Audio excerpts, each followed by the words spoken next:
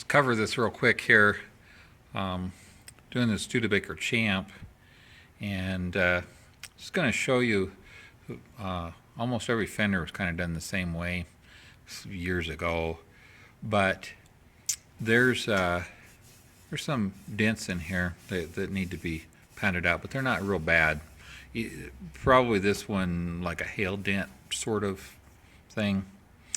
And so what happened was that whoever repaired this, I mean, it looks like they pounded it out some, and there's a little bit of wrinkling maybe here that needs to be worked out and shrunk down. But they started with Bondo. I mean, it goes clear down. The filler, plastic filler, goes clear down into here, comes all the way around. I ground it out here, comes back and goes in here, but I ground it clear back to about here, all the way around. They did the lip of the fender with it, and the whole works. Where really all the only damage was right in here. So for a simple dent and maybe just a little bit of metal work there, where we probably only just need just a slight skim coat right down through here when I'm done.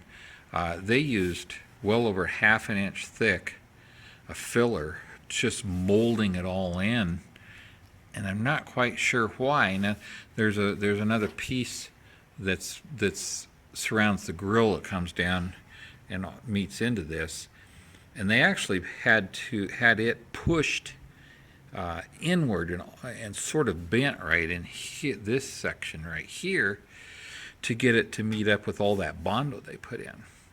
So it just made no sense at all. Rear fenders were that way, and this fender is that way, and a couple other spots on the truck. So I mean, this is, I would guess, ½ a gallon of Bondo just in this area right here was used for absolutely no reason of creating a lot of work.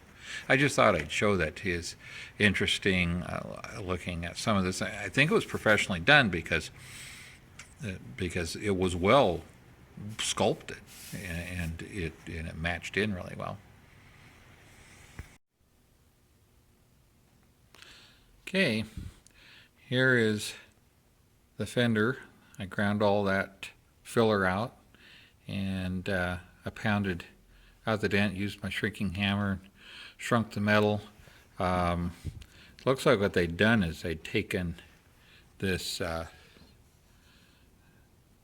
hole right here. They drilled a hole, and they must have used a slide hammer and pull it out. I don't know why they would do that, because you get completely behind the fender to pound it out, but that's how they did it.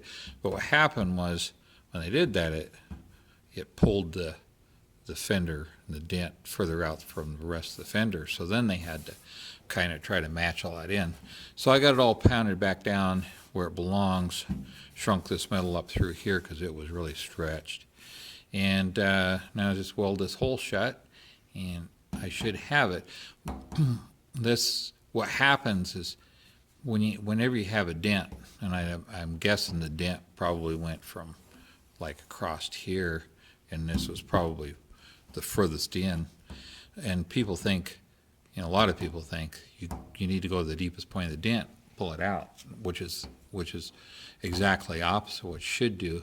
You should go out, say the dent was out here, deep point was here, you'd start out here and start actually pounding from the outside here, where you'd have your canyon here, and you just start pounding it using your shrinking hammer and gently going around it, and eventually it just starts pulling that dent out until you get it where you're pretty close. Then you can work it out from there. But that's exactly what happened. Now I should be able to weld this up, grind that down. I may not even need to put any filler in at all. 4 or 5 heavy coats of urethane filler primer will probably take care of the majority of this anyway.